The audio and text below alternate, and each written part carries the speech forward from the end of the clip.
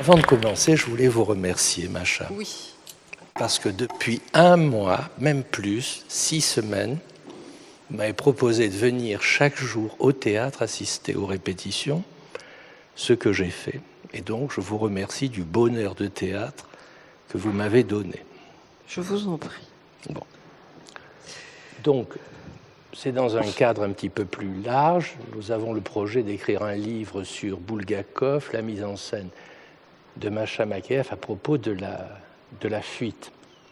Et donc ce soir, c'est un moment, une façon de commencer ou de continuer à discuter. Alors la pièce n'a jamais été jouée, c'est systématiquement répété, du vivant de Bulgakov. Pendant une dizaine d'années, il a cru que ça allait être possible. Il a même cru que Staline allait finir par lui dire oui, puisque Staline lui a même donné des conseils de mise en scène pour que ça devienne jouable, mais ça n'a jamais eu lieu. Et en France, ça n'avait jamais été joué depuis 1970 au Théâtre des Amandiers, 20 représentations, ensuite une tournée dans 6 villes de province, dans la mise en scène de Bosch, Pierre de Bosch. Donc la première question, toute simple, comment vous est venu ce projet et cette idée de reprendre, après 47 ans en France, la pièce de Bulgakov, La fuite? Parce que je savais que Bulgakov avait écrit du théâtre. Donc un été, j'ai pris systématiquement toutes les pièces qu'il avait écrites. Et puis je les ai lues, j'ai réfléchi, puis je revenais tout le temps à La fuite. En me renseignant, j'ai vu qu'il l'avait écrite, celle-là, directement pour la scène. Et effectivement, ça sentait la troupe, ça sentait le théâtre, ça sentait le plateau. C'était vraiment, bien sûr, une œuvre littéraire extrêmement élaborée, mais aussi une proposition de théâtre. C'est-à-dire que ce qui caractérise La fuite, ce sont ces 8 songes, des didascalies qu'il nous donne absolument magnifiques, on aurait pu lire ce soir ici comme une véritable lecture, mais qui ne correspondent pas vraiment à des didascalies de théâtre. Et donc, c'est un vaste chantier, une proposition à l'imaginaire, parce qu'il était lui-même metteur en scène, parce qu'il était lui-même acteur, donc il savait cette autre part du théâtre en dehors du texte. Donc, voilà. En plus, plus je lisais cette pièce, au début, j'ai rien compris, parce qu'il y avait la grande histoire, la petite histoire, plein de personnages qui sortaient de partout, comme chez Bulgakov, c'est côté fantastique, les gens traversent les murs, volent, etc. Et puis, bizarrement, je me disais, ces gens-là, je les connais. J'avais une familiarité. Et puis, évidemment, 1920-21, l'exil des Russes blancs, ça a fait écho à ma petite enfance. Et je voyais un peu mes grands-parents dans cette histoire, puisqu'ils avaient fait l'exact chemin de l'exil russe, exactement à cette période-là. Donc ces Russes blancs, il me semblait que que je pouvais les prendre dans mes bras, que je les connaissais, qu'ils étaient un peu hallucinés, un peu déclassés, un peu à côté de la plaque, un peu venant d'un autre monde qui s'était effondré. Et donc voilà, cette familiarité. Donc, j'en suis venue à l'idée que les célébrer, avec beaucoup de travail, parce que c'est une pièce qui n'est pas facile, célébrer ces gens-là, c'était le moment dans ma vie. Pourquoi vous dites que c'est une pièce qui n'est pas facile ? Parce qu'elle n'est pas rationnelle, parce que c'est un théâtre russe qui s'inspire de plein de registres différents, et que dans une même séquence, c'est pour ça qu'il faut des acteurs virtuoses, comme ceux que vous avez vus ce soir, une troupe vraiment, c'est du théâtre de troupe, mais en plus avec des personnalités plutôt rares, parce que dans une courte séquence, vous pouvez passer d'un registre à l'autre, vous passez du théâtre satirique à la comédie, de la comédie au drame, vous frôlez la tragédie et puis hop, à nouveau, vous êtes dans quelque chose de satirique. Donc il faut une dextérité incroyable, il faut savoir passer d'un registre à l'autre. Et donc a priori pour des acteurs et des metteurs en scène français, c'est pas si simple. Mais quand on est bien imprégné de ce qu'a écrit Bulgakov, quand on aime le romancier, quand on sait comment fonctionne aussi son psychisme, et quand on l'a bien fréquenté beaucoup, et quand on aime aussi le théâtre qui n'est pas que le texte, qui est aussi ce théâtre de rêverie, qui est aussi la place faite à l'imaginaire du public, eh bien, on aime cette fantaisie-là, cette folie-là aussi. Mais voilà, c'est pas si simple, c'est pas rationnel. Il faut faire appel, non seulement il faut monter le texte tel qu'il est, très construit, avec ses échos d'un songe à l'autre, et aussi raconter l'histoire avec un grand H, et aussi raconter l'histoire de chaque personnage.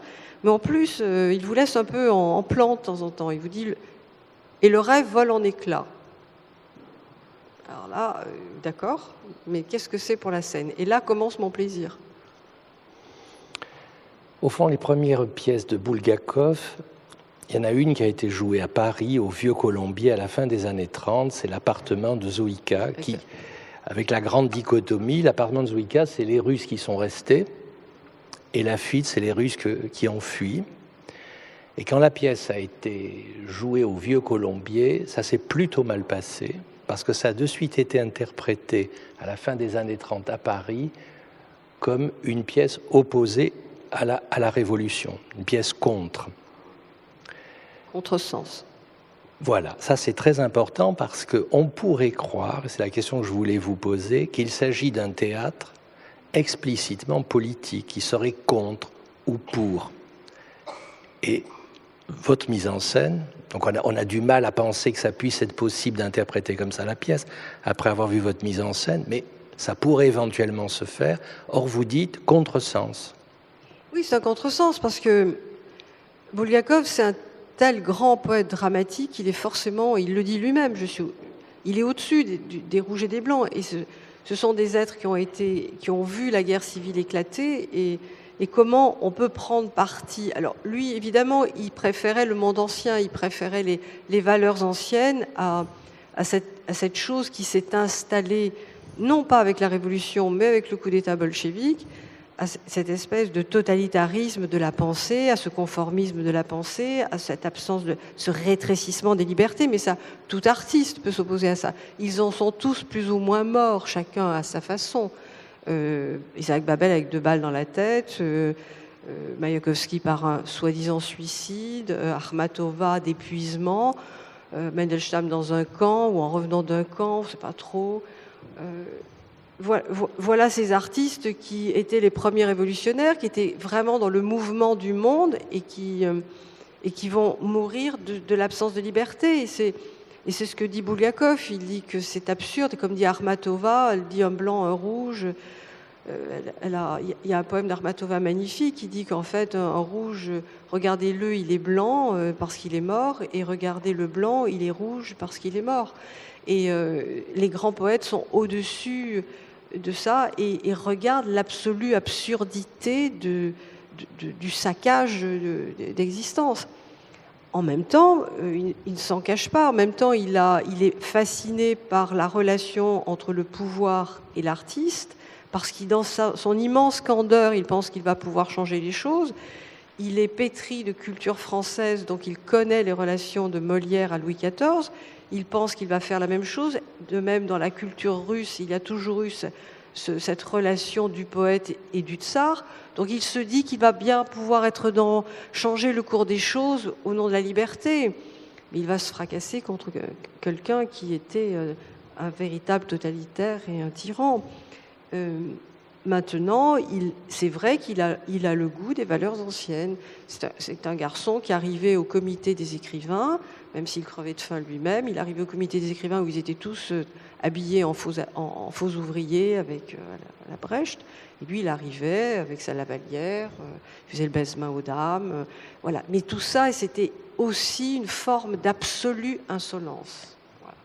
Et c'est peut-être... au-delà de ses qualités littéraires, il y a chez cet auteur russe, comme chez beaucoup d'auteurs russes, une espèce d'entêtement à vouloir être libre, d'entêtement à l'insolence. Je veux dire, les Pasternak, tout ça, c'est des gens qui continuent à écrire. Mandelstam, il revient du camp, il continue à écrire ses poèmes tels qu'il les pense et tels qu'il les ressent. Et chez Bulgakov, il y a ça. Et ça, voilà, ça fait mon immense admiration parce que, du coup, leurs œuvres sont libres. À l'intérieur de la fuite, il n'y a que liberté. Liberté de raconter les vaincus. À une époque où il fallait célébrer les vainqueurs et l'homme nouveau, Il dit, regardez, ces pauvres gens qui n'ont plus rien, qui sont apatrides, ils sont lamentables, les valeurs s'effondrent, ils se trahissent, les femmes se prostituent, les hommes jouent tout au jeu, ils sont malades, ils ont le typhus. En plus, il est lui-même médecin. Il dit, regardez, Tcharnota, il a probablement, on l'imagine, avec des maladies de peau parce qu'il est plein de parasites. C'est la déchéance, c'est le déclassement. Et lui, ça l'intéresse. Quelle insolence, alors que les autres vraiment grattaient au nom de la beauté, du monde nouveau. Et lui, non, il dit, regardez, ça m'intéresse. Les cafards, ça m'intéresse. Alors, comment ne pas être touché par ça? C'est à la fois Dostoïevski et Gogol. C'est l'absolue liberté de l'artiste. Je trouvais qu'aujourd'hui, Montessa aussi, ça raconte que même dans la Russie actuelle, où quand même il y a un rétrécissement de la liberté artistique, la liberté d'expression, mais pas seulement en Russie, pas si loin que ça en Turquie, et dans de nombreux pays, quand même, les artistes sont sommés de se taire. Et voilà que lui, il va mourir d'épuisement. Il écrit La Fuite 4 ans avant de... En même temps que Le Maître et Marguerite, et 4 ans avant de mourir d'épuisement. Il décrit quand il a faim, quand même, quand il se met à sa table avec sa lampe verte et qu'il a faim, que c'est terrible d'écrire quand on a faim. Et qu'il est en plus plus jamais publié, plus jamais monté, alors qu'il a eu un immense succès sur la scène. Tout lui est arraché. Et au fond, La Fuite, bien sûr que c'est l'exil historique des Russes blancs, mais c'est aussi l'exil intérieur d'un artiste. Et c'est pour ça que ça nous touche autant.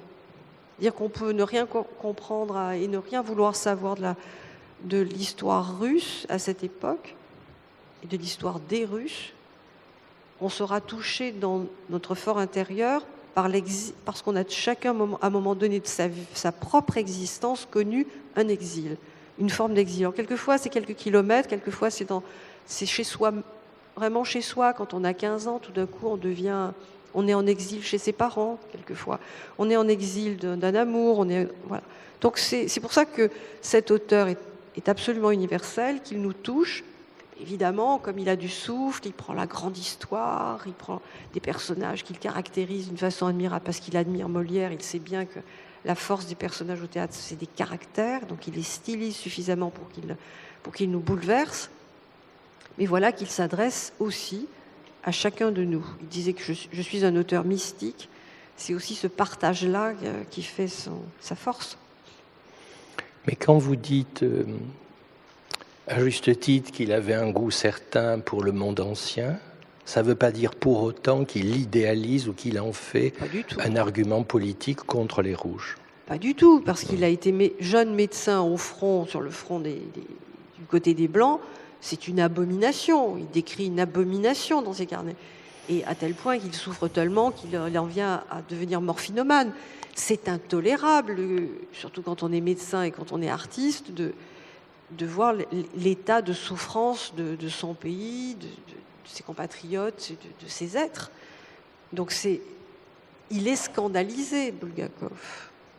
Donc il est bien au-delà de la politique. Et puis, il y a une mécanique historique qui se met en place. Soyons indulgents. Qu'est-ce qu'on aurait été dans cette folie-là, dans ce ravage, dans ce monde qui se bouleverse à 360 degrés. Lui, il essaie de sauver son art. C'est pas si mal. Bulgakov avait donné un titre précédent, c'était Le Chevalier de Séraphima, et le sous-titre Les Parias. Oui. Donc voilà, le projet était là. Comme vous avez vu, Golubkov, interprété par Pascal Rénéric, magnifique. Golubkov, c'est l'anagramme de Bulgakov. Donc, vous voyez l'autodérision, il se met sur scène lui-même comme un intellectuel pusillanime qui veut sauver la Russie, Séraphima, et qui, devant une aiguille, va signer son arrêt, au fond, sa mort. Hein. Donc, mais il l'aime, hein, ça, il n'y a aucun souci, il l'aime, mais enfin, il signe quand même. Hein. Donc, voilà l'autodérision et la place de l'artiste. Il dit bien cet artiste candide qui a toujours un train de retard sur l'analyse de l'histoire. Eh bien, celui-là, il ne va pas changer l'histoire, la grande histoire. Ça, c'est un point de vue aussi extrêmement moderne. de se voir et d'apercevoir l'intellectuel et l'écrivain comme ça. Et puis, j'ai oublié votre question, en parlant de Bulgakov et de Golubkov. Non, vous continuiez sur c'était pas une pièce au profit des Blancs. Non, pas du tout. C'est pas au profit des Blancs, mais en même temps, le destin des exilés bouleverse. Ça l'a bouleversé. Ça nous bouleverse. Ça fait écho aujourd'hui à tous ceux qui sont apatrides et qui sont peut-être moins bien reçus que les Russes l'ont été en arrivant en France. Même avec le typhus, même avec la malaria. Mais vous parliez du titre précédent, il y avait donc aussi le chevalier de Séraphima. Parce qu'il avait idée de ce Golubkov qui allait sauver, et de Tcharnota, tous ces hommes qui allaient sauver la Russie. Et puis il se met à lire les mémoires, les premiers mémoires, tous les écrits des premiers exilés russes blancs qui écrivent sur ce qu'ils ont vécu. Et comme il aime les documents profondément, que c'est un homme évidemment éminemment savant, éminemment travailleur profondément, il va s'inspirer et petit à petit, la fuite, ça devient la fuite vraiment, et il change les personnages, notamment Khludov, qui est un personnage absolument magnifique, dédoublement de la personnalité, ce tueur fou, interprété par Geoffroy Rondeau, admirable acteur. Il faut être très très très fort pour jouer ce personnage-là. Qui avait joué Trissotin dans votre précédente pièce. Oui, et qui avait joué un des Karamazov aussi, chez Jean Bellorini. Magnifique acteur, mais après tout, ce Khludov, il est inspiré de Slatchov. Il a vraiment existé. C'était vraiment un type alors lui, il était cocaïnomane. Moi, j'ai préféré en faire un morphinomane par écho à ce qu'avait été Bulgakov lui-même. Mais Slatchov, c'était vraiment ça. C'était un type qui ne dormait pas pendant 3 nuits. C'était un chef de guerre magnifique, mais un fou furieux, un fou sanguinaire. Il y en a eu partout, chez les Rouges, chez les Blancs. Une espèce de folie meurtrière. Il faisait le sale boulot. Et après, lui est rentré en Russie, parce que c'est un excellent stratège. Il voulait connaître un peu. On lui a dit venez former nos troupes, comme ils avaient de toute façon tué toute leur élite militaire. Les soviétiques l'ont laissé entrer, puis ils l'ont évidemment assassiné, parce que l'assassinat était vraiment à l'ordre du jour. Si ma mémoire est bonne, il lui donne un poste de stratégie militaire dans une école, oui. Et il est assassiné par le frère de quelqu'un qui l'avait fait pendre. Alors moi, je pense que ça n'est pas vrai. C'est pas vrai. Oui, ça c'est le récit. C'est le récit, mais c'est le récit. C'est ce qu'on dit, mais ils l'ont tué. Oui, ils l'ont tué. C'était une bonne guerre, comme on dit. Mais puisque vous avez lu le théâtre, en français, on dispose de 10 pièces traduites, dont une, on ose à peine le dire, la dernière, qui s'appelle Bateau, mais qui est le personnage principal est Staline. Staline jeune, et la pièce s'appelait Le Pasteur, et c'est à la gloire d'une certaine façon. Très bizarre. Très bizarre. D'ailleurs, il n'a pas voulu en entendre parler. Staline a mal pris. Et on peut comprendre parce qu'il n'est pas brillant quand même. Pas brillant. Il court partout, il cherche partout, il ne comprend rien. Mais quand on lit l'ensemble des pièces ou d'autres textes, immédiatement, on sait que c'est du Bulgakov parce qu'on retrouve le cœur que vous avez décrit. C'est-à-dire, très vite, il y a la dimension de l'artiste affronté au système de pouvoir, quel qu'il soit, et comment il se débrouille. Et là, Golubkov, en quelque sorte, maintenant tout le monde va l'avoir comme ça présent, puisqu'il y a quelques minutes il était sur scène, il vient incarner cet homme qui ne sait pas trop, qui ne cède pas, mais qui néanmoins n'arrive pas. Dans chaque pièce, ça se voit, et c'est même comme ça qu'il construit Molière dans La Cabale des dévots, qui est un texte sur Molière, et où il fait venir Louis XIV, comme il introduit dans certaines de ses pièces le tsar, Nicolas, etc. Et chaque fois, on tombe immédiatement sur ce point. Ce qui n'est pas si courant. Parfois, l'aspect de fiction produit des déplacements. Là, immédiatement, on retrouve ce dispositif. Oui, et le rapport du pouvoir, et au fond du pouvoir et du destin de l'artiste, mais aussi du destin des gens, Là, dans La Fuite, c'est clair, la trahison des élites est évidente. C'est-à-dire tout le monde trahit tout le monde. L'évêque trahit les moines qui l'ont sauvé. Wrangel sait d'avance et ment éhontément à l'état-major. Mais après, évidemment, dans la vraie histoire, on sait que Wrangel avait menti à l'état-major pour que une armée qui n'avait plus de patrie, qui n'était donc plus une armée, ne s'ensauvage pas. La meilleure façon pour que une armée privée de patrie continue à tenir debout et à rester civilisée, c'est de dire non, on n'a pas encore perdu. Tant qu'on n'est pas en exil, on n'a pas perdu. Donc c'est aussi pour entretenir quelques valeurs encore quelques temps que Wrangel ment, c'est-à-dire que Bulgakov a tout à fait conscience qu'il y a aussi des mensonges d'État, qu'il y a aussi des trahisons des élites. Bon, mais là, chez les Blancs, c'est pas brillant. L'évêque est pas brillant quand même. Voilà, il part, mais je crois il se carapate. Vous insistez sur un point qui me paraît très important, parce que quand on lit certains commentaires sur Bulgakov et sur La Fuite, il y a une interprétation psychologique à tout faire. Alors, soit il y a une interprétation politique, et quand on a épuisé l'interprétation politique, on prend une interprétation psychologique qui est une pièce, c'est comme ça que cela se dit, de l'expiation et de la culpabilité. Or ça, vous le cassez complètement, plutôt pour en faire une pièce, comme d'autres, comme beaucoup de textes de Bulgakov, où c'est du théâtre dont il est question dans la pièce elle-même. Oui, moi je crois que le propos, il est, j'allais dire, plastique, il est esthétique, oui. Il est humain. Bien sûr qu'il faut un minimum de psychologie, parce qu'il y a deux êtres qui s'aiment, parce qu'il y a deux êtres qui se détestent, parce qu'il y a un bouleversement des valeurs. Celui qui avait droit de vie et de mort devient, au fond, habite chez celui qu'il a failli tuer, dont il a failli tuer la femme. Enfin, tout ça passe à l'envers. Liuska devient l'amante, future épouse du mari de sa meilleure amie qu'elle a abandonnée dans la guerre. Enfin, c'est carnaval. C'est carnaval. Oui. C'est carnaval. Donc c'est bien plus fort que de la psychologie. Et en même temps, Khloudov, il est ravagé d'une façon dostoïevskienne par la culpabilité déjà. Mais c'est une culpabilité avec des points d'interrogation. C'est pas quelqu'un qui dit « Ah, mais à culpa ». Non, il dit « Mais qu'est-ce qui s'est passé ?» Ce qui est très beau dans La Fuite, et que je retrouvais chez les Russes blancs que j'ai connus, c'est-à-dire qu'ils n'en revenaient pas. C'était si dur, ça avait dû être si difficile, si impossible, si impensable, si incroyable. Ils étaient comme sidérés, ils n'en revenaient pas dans tous les sens du terme. Au fond, ils étaient un peu restés là-bas, et même arrivés ici, impossible d'aller plus loin, parce que dans leur esprit, notamment, il y avait quelque chose, et c'est pour ça que ces personnages disent tout le temps, mais on a rêvé ou quoi? Mais c'est pas possible. C'était trop, c'est trop.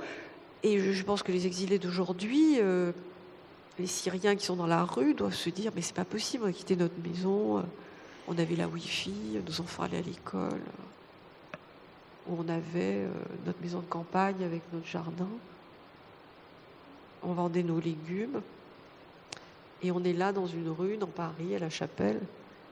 C'est tellement violent que je crois que le psychisme humain dit non, attends, c'est pas possible, on a rêvé. Et Bulgakov, il fait usage du rêve d'une façon extrêmement pertinente. Il se dédouane comme poète politiquement, il se dédouane comme poète de la réalité, et du coup, il nous dédouane aussi d'une certaine souffrance.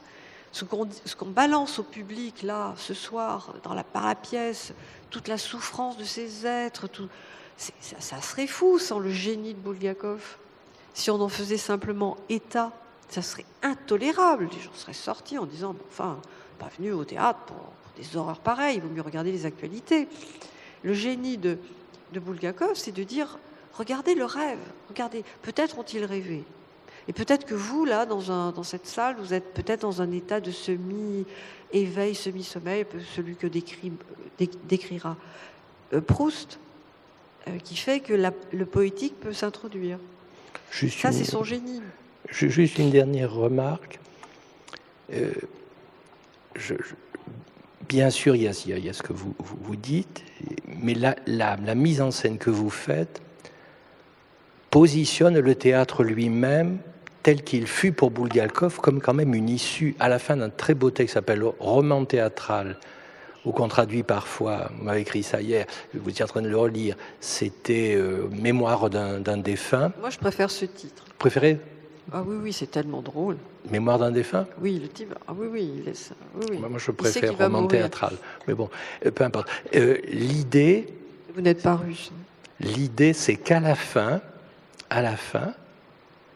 sa solution, c'est le théâtre. Il dit, à partir de maintenant, j'irai tous les soirs au théâtre. Oui. Vous doutez bien comment ça a résonné. Je me suis dit, ça va être ma vie désormais. Tous les soirs, le théâtre, quasiment. Voilà.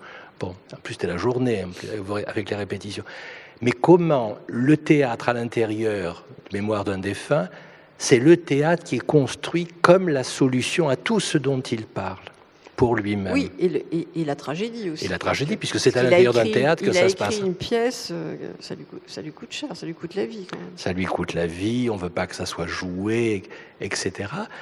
Mais c'est-à-dire que ce n'est pas simplement un théâtre où il y aurait, et tu vois, c'est parce que vous avez fait le rideau qui s'ouvre, puisque vous laissez le Capharnaüm des deux côtés volontairement et qu'on le voit de la salle, et qu'en quelque sorte... Alors, ce n'est pas un Capharnaüm, c'est une mise.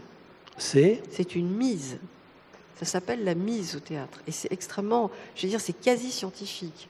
C'est au centimètre près, l'acteur ou l'actrice n'a qu'à tendre la main. Le régisseur, vous avez noté que nos régisseurs sont admirables parce qu'ils sont à vue, ils manipulent le décor à vue, ils font les mises de plateau, enfin de scène à vue.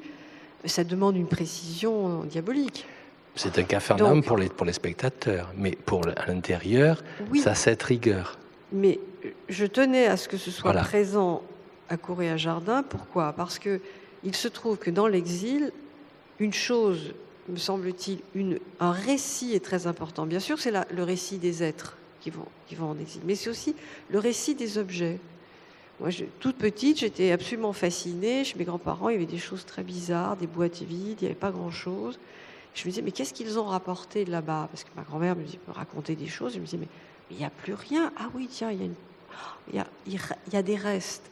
Et du coup, j'ai tout de suite, petite, imaginé, mais quand elle est allée de tel endroit à tel endroit, je n'ai pas trop une notion de géographie, je savais que c'était grand, la Russie, que c'était loin, mais je me disais, qu'est-ce qu'on emporte et qu'est-ce qu'on laisse?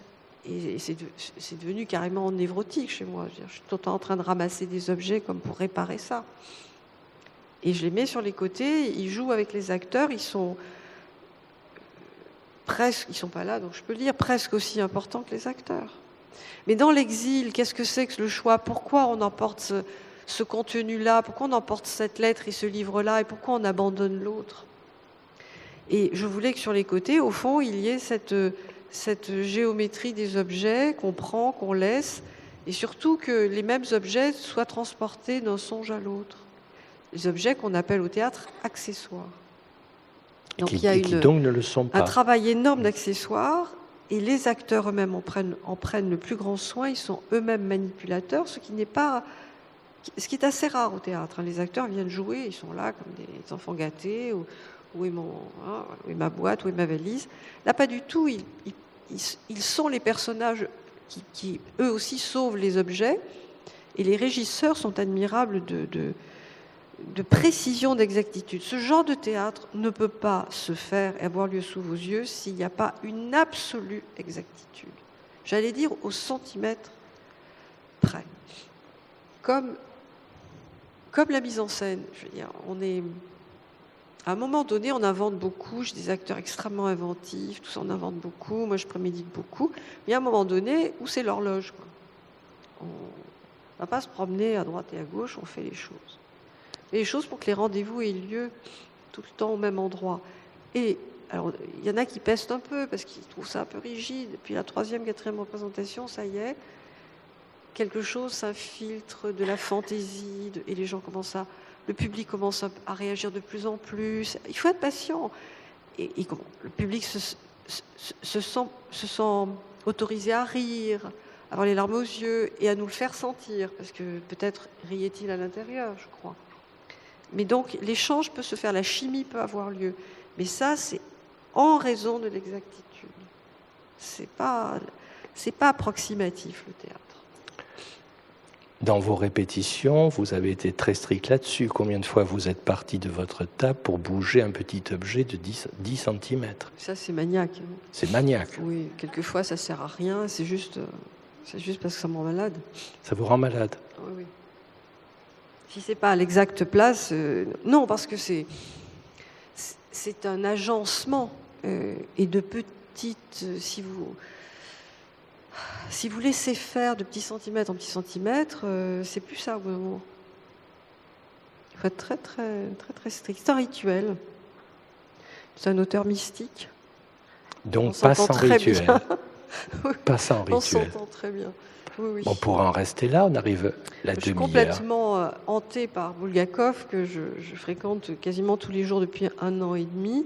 Et c'est comme tous les génies, vraiment, il vous hante parce que c'est incroyable. Vous pouvez entrer dans son œuvre de tant de façons différentes. Enfin, vous pouvez entrer évidemment par la psychologie si vous aimez ça, par la grande histoire, par la petite, par le théâtre satirique, parce qu'il était un acteur très drôle.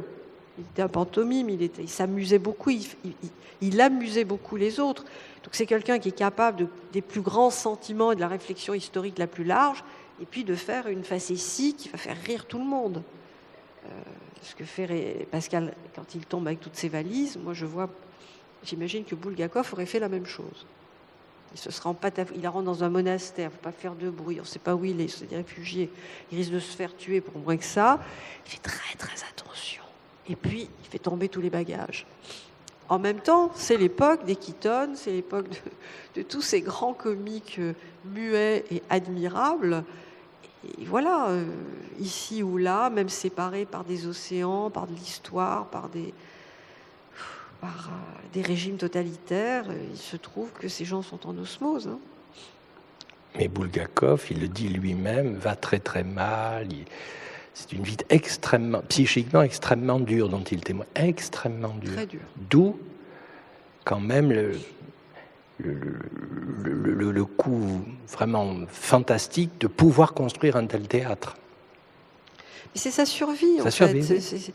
Quand on est empêché tout le temps, qu'on va mal, qu'on voit son pays et des gens qu'on aime, et même ceux qu'on n'aime pas souffrir, au bout d'un moment, l'échappatoire, c'est la fiction. Même pour nous, ce soir, ça l'a été.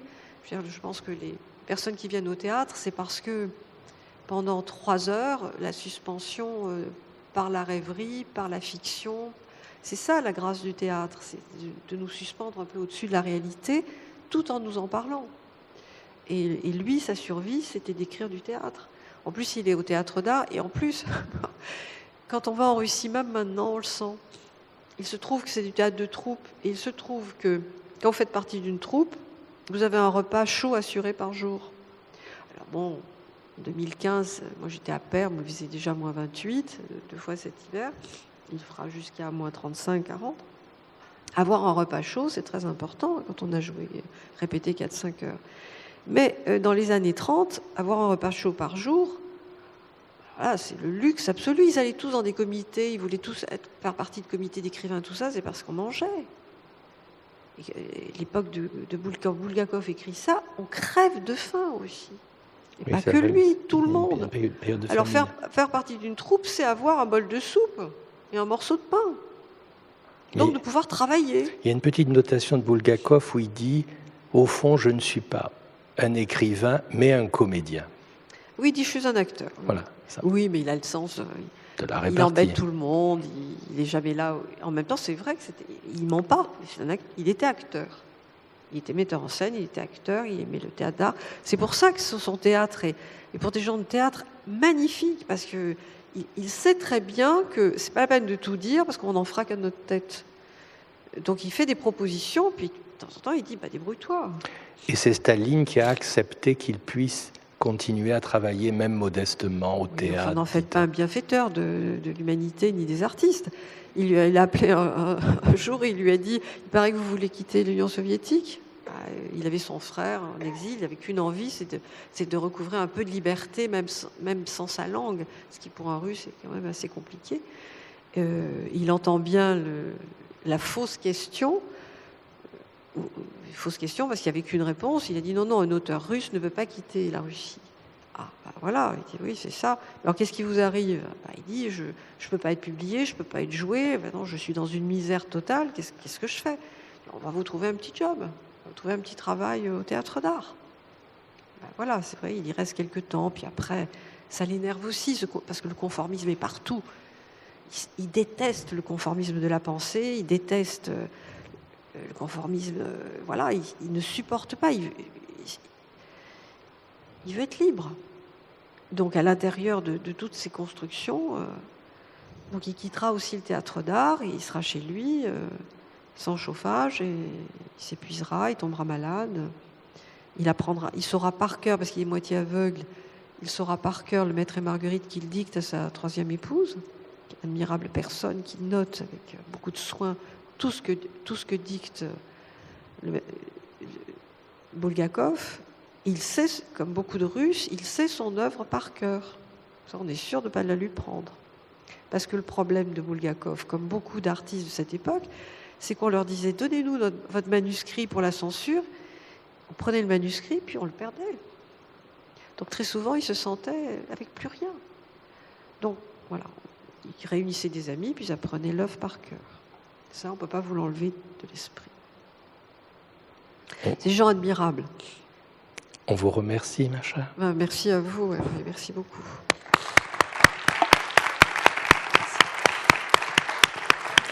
Merci d'être resté après un spectacle assez long quand même.